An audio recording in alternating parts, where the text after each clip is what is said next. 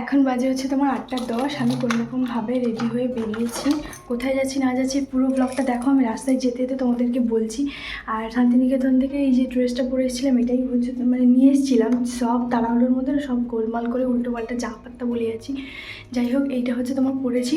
আর ওর একটা জ্যাকেট দিয়েছি আর ব্ল্যাক কালারের একটা লেগিংস পরেছি। চলো এখন নিচে যাই। আর আমার না প্রচুর খিদে পেয়ে গেছে। আমি কিছু খাইনি, দুটো বিস্কিট নেবো। তার বিস্কিট কন্টেনারটাই খাই। বিস্কিট নিয়ে নিই। দুটো বিস্কিট খেয়ে নিয়েছি, এখন হচ্ছে সোজা নিচে যাচ্ছি।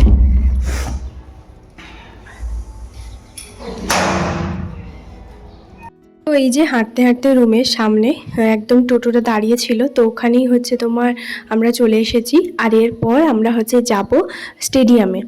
তো এত তাড়াহুড়োর মধ্যে কেন বেরিয়েছি জানো? কারণ একটাই হচ্ছে যে কাল থেকে আমাদের কোনো রকম কোনো কিছু প্ল্যান ছিল না। আমরা সাডেনলি মানে এক্ষুনি জাস্ট 10 থেকে 15 মিনিটের মধ্যে রেডি হয়ে বেরিয়েছি। সকালবেলা আমার ব্রেকফাস্ট বানানো কমপ্লিট, রান্নাঘর মোছা এগুলো সব কিছুই কমপ্লিট হয়ে গেছিলো। তারপর তোমাদের দাদাভাই জাস্ট ডিউটি যাবে, বেরোবে। ওর সঙ্গে দাঁড়িয়েই 5 মিনিট মতন কথা বলছিলাম। তখনই ভাবি হচ্ছে নিচে ওই আগুনে হচ্ছে ভাইয়া আর ভাবি দুজন গা হাত পা হচ্ছে সেঁক দিচ্ছিল আর কি। তখনই ভাবি হচ্ছে তোমার বলে যে যাবে ওরকম। তো আমি তোমাদের দাদাভাইকে জিজ্ঞেস করলাম, কারণ কোথাও যাওয়ার আগে আমি ওকে অবশ্যই জিজ্ঞেস করি, আর জিজ্ঞেস করা উচিত আমার মনে হয়। তো যাই হোক, ওকে যখন জিজ্ঞেস করি যে এরকম কি যাব, তখন বলছি যে ঠিক আছে তাহলে যাও, ঘুরে আসো, ভালো লাগবে। তো তারপরে সেই জন্য আমি একদম ঝটপট করে রেডি হয়েছি। আর আমি স্নান পুজো কোনো কিছুই করিনি, যেহেতু এখানে আসবো। আর মানে কোনো ঠিক ছিল না। আর ওই 5 মিনিটের মধ্যে না ওই চান করা আমার একদম পোষায় না, ঠিক আছে। আর ভাবি যে ঠাকুর পুজো করেছে ওই নামে মাত্র, মানে নম করে পুজো করেছে, কারণ কিছু করার নেই, সময়ের মধ্যে বেরোতে হবে। তো এখন বাজে প্রায় 8:30, আর 9টার সময় শুরু হবে। তো আমাদের রুম থেকে অনেকটা প্রায় দূরে, তবুও বলতে পারো 10 মিনিট মতন টোটোতে করে আসতে হয়। তো টোটোতে করে আমরা এসে স্টেডিয়ামে পৌঁছে গেছি। এখানে জানো তো একটা জুটের মেলা হয়, তবে ভাবির কাছে জানতে পারলাম প্রতি বছর সেটা হয় না, মাঝে মধ্যে যখন ইচ্ছে তখন বসায় আর কি। তবে এক বছর আমি এসছিলাম, আর ওখান থেকে আমি 3টে ব্যাগও নিয়েছিলাম। একটা জুটের ব্যাগ, মানে ওই পাটের যে ব্যাগগুলো হয় না সেইগুলো। তো হোয়াইট কালারে আমার কাছে একটা আছে, বেশ বড়। আর আমার মা আর দিদির জন্য দুটো কিনেছিলাম। আমি ভেবেছি হয়তো প্রতি বছর হচ্ছে তোমার এখানে জুটের মেলাটা বসে, কারণ এই স্টেডিয়ামটা না অনেক বড়, দেখে নিশ্চয়ই বুঝতে পারছো। তবে এখানে প্রত্যেক দিন সকালে বিকেলে সবাই প্রায় যোগা এক্সারসাইজ এগুলো করতে আসে, অনেক ভিড় থাকে। তবে আমার বাড়ি থেকে না মানে এখানে আসা প্রতিদিন 15 মিনিট মানে একার পক্ষে সম্ভব নয়। আর ভাবিরও শরীরের অবস্থা তো দেখেছো, ভাবিও এখানে এক্সারসাইজ করার জন্য আসবে না। রইল বাকি তোমাদের দাদাভাই তো সকালবেলা খেলতে যায় অন্য একটা জায়গায়। তবে ভাইয়া এখানে রোজ দিন আসে, তবে ভাইয়ার সঙ্গেও আবার আসা সম্ভব নয়। যাই হোক, সেই করে আমার আর আসা হয় না কোনোদিনও। তবে আমার জানো তো সকালবেলা একটু মর্নিং ওয়াকে বেরোনো বা হাঁটা এগুলো আমার বেশ ভালো লাগে, কারণ আমি বিয়ের আগেও এগুলো সকালবেলা করতাম। যেদিন থেকে বন্ধ হয়ে গেছে, ওই ঘরের মধ্যে যে 4টে পা হচ্ছে তোমার যায়, ঠিক ততটাই। চলো, অনেক বকবক করলাম, এবার ভিডিওটা দেখতে থাকো। আশা করছি আজকের এই ভিডিওটা দেখতে তোমাদের সবার অনেক ভালো লাগবে। তাড়াহুড়োর মধ্যে এত কথা বলতে বলতে তোমাদেরকে জিজ্ঞাসা করা হয়নি যে তোমরা সবাই কেমন আছো। আশা করছি সবাই অনেক ভালো আছো, সুস্থ আছো। প্রজাতন্ত্র দিবসের অনেক অনেক শুভেচ্ছা। ওইদিকে সব কিছু আরম্ভ হয়ে গেছে, আমিও এখন দেখি। আর চারিদিকে লোক দেখেছো, আরও লোকজন হবে। এখনো পর্যন্ত যদিও বা শুরু হয়নি, এই সবে একে একে মন্ত্রীগণ সবাই আসছে। ভাইয়া আমাদের বলেছিল 8:30 থেকে 9টার মধ্যে যদি আমরা ওখানে না পৌঁছোই তাহলে কিন্তু সব শেষ হয়ে যাবে। আর এসে এখানে 9টার সময় হচ্ছে তোমার শুরু হয়েছে, একদম পারফেক্ট টাইমে শুরু হয়ে গেছে। আর সত্যি কথা বলতে আমি যদি না আসতাম অনেক কিছু মিস করতাম। আর সত্যি ভীষণই ভালো লাগছিল আমি এমনিতে হচ্ছে সকালবেলা খালি পেটে খুব একটা থাকতে পারি না, তবে এখানে আসার পর আমার খিদেটাও যেন কোথায় চলে গেছে। তো চলো এখন দেখতে থাকো ভিডিওটা, ভালো লাগবে অবশ্যই। তবে একটা কথা তোমাদেরকে বলি, আমি এখানে প্রায় 3 বছর হতে চললো পাকুড়ে এসেছি। আমি এখানে এটা প্রথম এলাম। স্টেডিয়ামে তো অনেকবার এসেছি, তবে আজকের দিনে যে প্রজাতন্ত্র দিবস উপলক্ষে আমি কোনোদিনও আসিনি। তবে ভাবিও বললো আজ পর্যন্ত এখানে কখনো আসেনি, মানে ওই যে জুটের মেলা হয়েছিল তখনই এসেছিল, এইভাবে কখনো আজ পর্যন্ত দেখেনি। উনি এখানকার বাসিন্দা, তবুও আজকে এত বছর বিয়ে হয়েছে, উনি যদি না দেখেন তাহলে কি বলবো বলো। ঠিক তখনই হচ্ছে ভাইয়া বলে যে তুমিও তো কোনোদিনও দেখোনি, তাহলে চলো, যেহেতু তোমার সঙ্গে একটা সাথী আছে, মানে আমার কথা বলছিল, তো সঙ্গী যখন একটা পেয়েছো তাহলে চলো দুজন মিলেই হচ্ছে তোমার চলো। তো আমি আর ভাবি তো টোটোতে করে এসেছি, আর ভাইয়া তো বাইকে নিয়ে এসছে। আর এরপর বাচ্চাগুলোকেও আনতে যাবে, তবে কিছুক্ষণ পর, যেহেতু ওদের একটা স্কুলে হচ্ছে আজকে পালন করা হয়। সত্যি কথা বলতে কি জানো তো, ছোটবেলায় যখন থাকতাম এই সব দিনগুলোতে না স্কুল যাওয়ার মজাটাই আলাদা, যেহেতু পড়াশোনা কোনো কিছুই হতো না, স্যারেদের বকা খাওয়াও কিছু হতো না। আর মাকে কালকে রাতে জিজ্ঞেস করেছিলাম তুমিও তো স্কুল যাবে, বললো হ্যাঁ, মা তো অনেক ভোর ভোর স্কুলে চলে গেছে, আর আজকে জানো তো খিচুড়ি হবে। তো এই দিনগুলো না ভীষণ ভালো লাগে, যে খিচুড়ি হবে, ছোলা সিদ্ধ মুড়ি হবে, এইগুলো একটা আলাদাই ছোটবেলায় আনন্দগুলো কাটিয়েছি। তবে এখন এসে ভাবি যে অনেক বাচ্চা যারা স্কুলে যেতে চায় না, তো তাদের জন্য একটুখানি ভাবি যে ওরা জানেও না যে ওরা একটা কিমতি, মানে সুন্দর একটা মুহূর্ত ওরা এখন নষ্ট করছে। আর যিনি গাড়িতে এলেন, জয় প্রসাদ যাদব, তো এই যে গাড়িটা সুন্দর করে সাজানো হয়েছে, এই গাড়িটা করেই এখন উনি যাবে হচ্ছে তোমার পুরো চারিদিকে হচ্ছে তোমার গাড়ি নিয়ে ঘুরবে মাঠে। তো চলো, এই যে দেখো উঠে পড়েছে উনি। আর এখানে না আস্তে আস্তে আস্তে আস্তে এত মানুষের ভিড় শুরু হয়েছে যে কি বলবো। আমরা একটা ভালো জায়গা খুঁজে পেয়েছি, জায়গাটা বেশ উঁচু করেও আমরা বসছি, মানে সবকিছু প্রায় মোটামুটি দেখতে পাচ্ছি, কিন্তু যেখানে স্টেজ, যেখানে এই সব কিছু হচ্ছে পতাকা উত্তোলন, সেগুলো কিন্তু কেউই দেখতে পাচ্ছে না। তার কারণটা হচ্ছে একটাই, একে তো সব গার্ড ওরা এত ভিড় করে মানে ধরে রেখেছে সবাইকে, মানে ওখানে দেখা তো মানে যাওয়া যাচ্ছে না, আর যাওয়ারও দরকার নেই। দূর থেকে যতটুকুনি পতাকা উত্তোলন হচ্ছিল তখনই হচ্ছে তোমার দেখছিলাম। তো যাই হোক, এখনো পর্যন্ত যদিও বা পতাকা উত্তোলন হয়নি। আসলে কি বলতো, এখানে বেশ অনেকটা সময়, মানে 10:30 11টার মধ্যে নাকি শেষ হয়ে যাবে। তবে আমি ঘরের কোনো কিছু কাজই করিনি, সব কিছু ফেলে রেখে দিয়ে এসেছি, তার মানে বুঝতেই পারছো। যাই হোক, সংসার ছেড়ে যখন কোথাও যাওয়া হয় না, সব কিছু কাজই হচ্ছে তোমার দেরি। তবে না না, তোমাদের দাদাভাই বলে এত চিন্তা করার তোমার দরকার নেই, আরামসে রান্নাবান্না এসে করবে, কোনো ব্যাপার নয়। তো সেই জন্য আমি ভাবলাম যে চলো ঠিক আছে, তাহলে ঘুরেই আসি। কারণ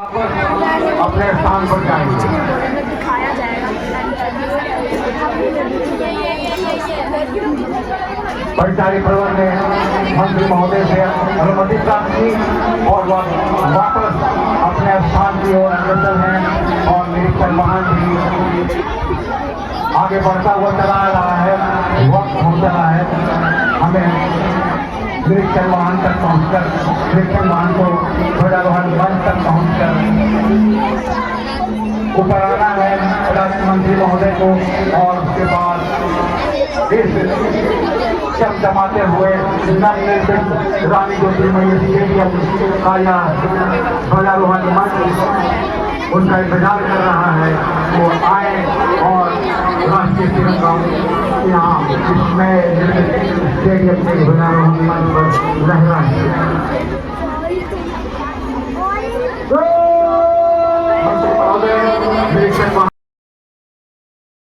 ছোটবেলায় পাওয়া সব কিছু শিক্ষা আমরা স্কুল থেকেই পেয়েছি।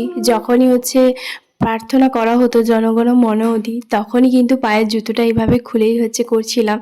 অনেক দিন পর প্রার্থনা হচ্ছে তোমার করলাম। স্কুল লাইফটা সত্যি ভীষণ মিস করি, কারণ আমার ছোটোবেলার স্কুল লাইফটা অনেক মেমোরি আছে।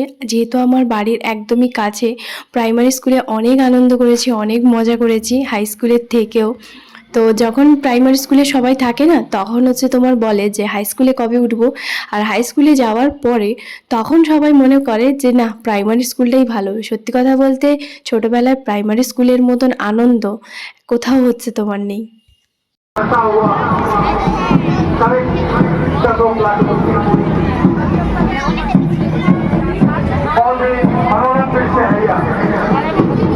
बहुत बढ़िया लग रहा है।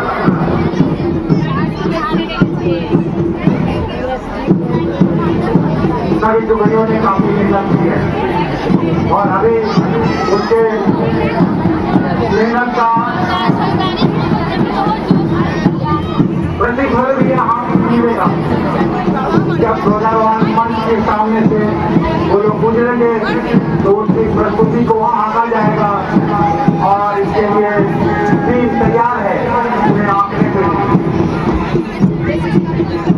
फर्स्ट कमांड, सेकंड कमांड और उसके बाद पहला प्लाटून राष्ट्रीय ध्वज को सैल्यूट करता हुआ आगे बढ़ चला। सेकंड राष्ट्रीय ध्वज को, और वो बढ़े हुए कदमों से आगे बढ़ती हुई जा रही है। बड़ा प्लाटून सीएमई पब्लिक स्कूल के कमांडर आयुष वर्मा जी, उन्होंने भी सहयोग किया तिरंगे को और वो भी आगे बढ़ते गए अपने प्लाटून के साथ। अगला प्लाटून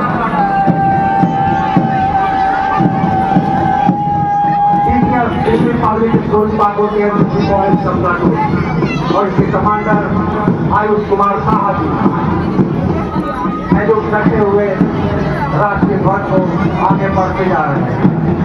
और उसके पीछे ये बालिकाओं का प्लाटून रानी ज्योतिर्मयी बालिका विश्वविद्यालय की बालिका साधना कुमारी के नेतृत्व में मार्च पास्ट करते हुए आगे बढ़ते हैं। और उसके पीछे ये लड़कों का प्लाटून ये एलिट पब्लिक स्कूल पाकुड़ के लड़के हैं और अली अहमद के नेतृत्व में आगे बढ़ रहे हैं। और ये प्लाटून स्कूल पाकुड़ के बच्चों का प्लाटून जिसके कमान संभाली है अबुल कासिम के नेतृत्व में ये प्लाटून आगे बढ़ता जा रहा है। और इस तरह सभी का प्लाटून ने मार्च पास्ट किया।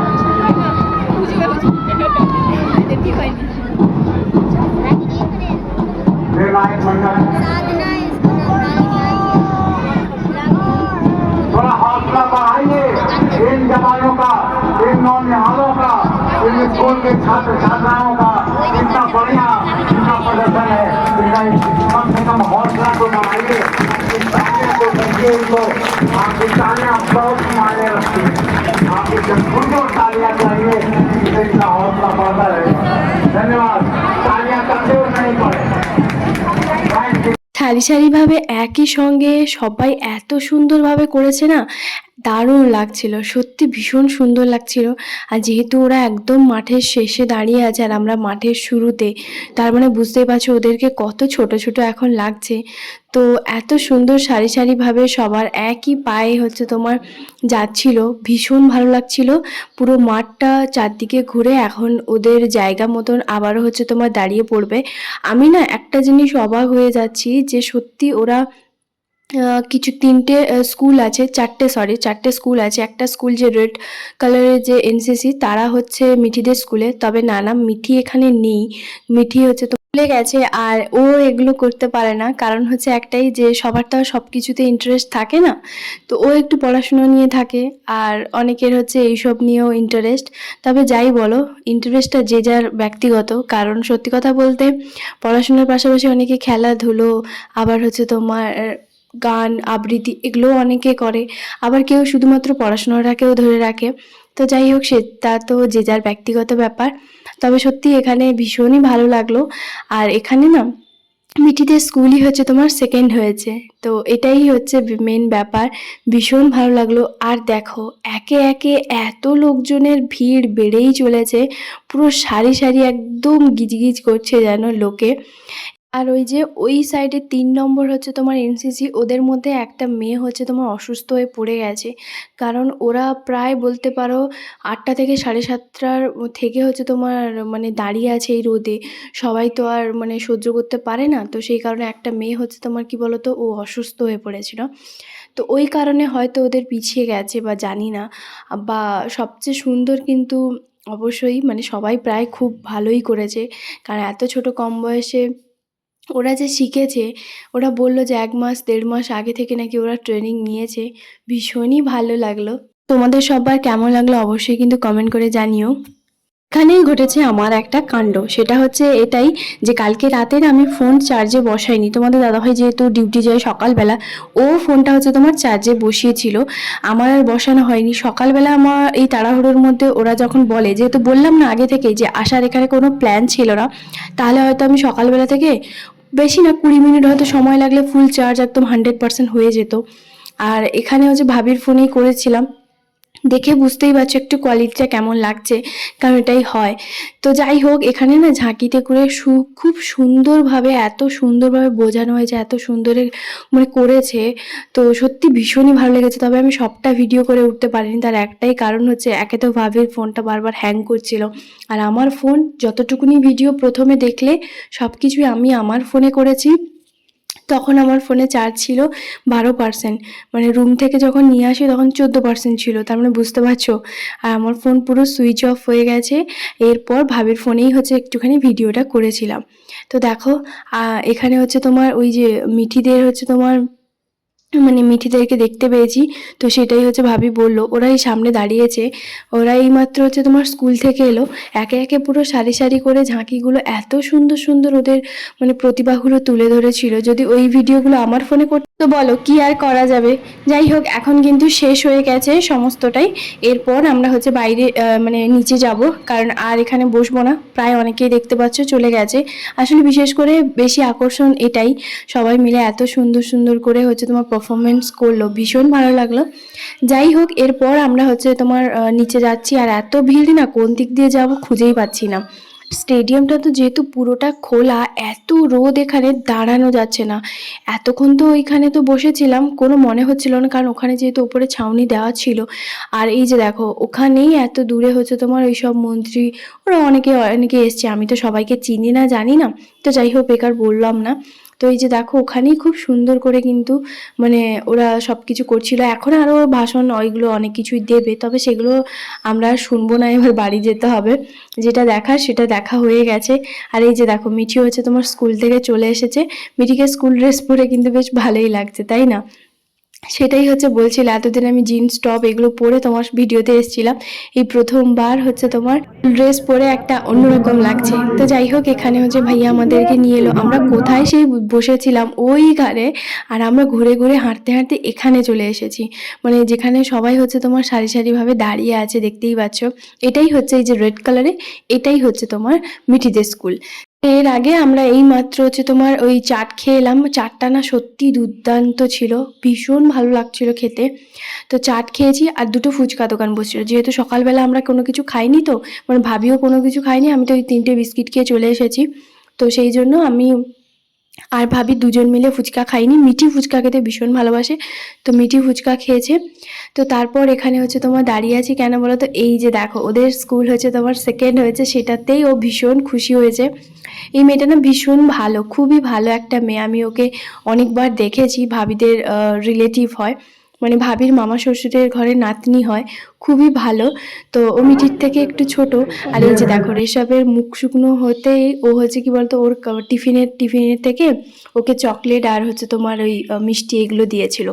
বাড়িও চলে এসেছি, বাড়ি এসে একটু চা আর একটু চানাচুর মুড়ি নিয়েছি, কারণ প্রচুর খিদে পেয়ে গেছে।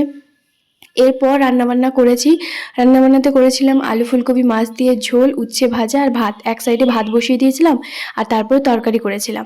তো যাই হোক, আজকের ব্লগটা কেমন লাগলো অবশ্যই জানিও। রুমে এসেছিলাম 10টা 45-এ।